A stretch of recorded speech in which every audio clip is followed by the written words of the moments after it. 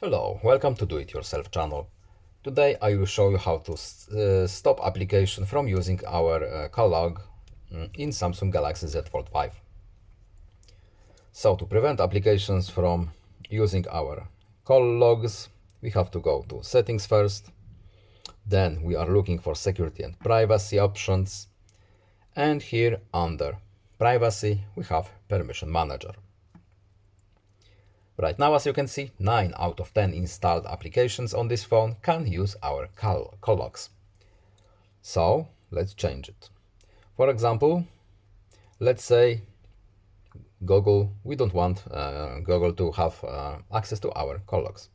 Do not allow. Yes, do not allow. Anyway, back out. And as you can see, Google is no longer allowed to use our call logs. And that's basically it. I hope this video was helpful to you. Please leave a like and subscribe. Have a nice day and see you in the next video. Goodbye.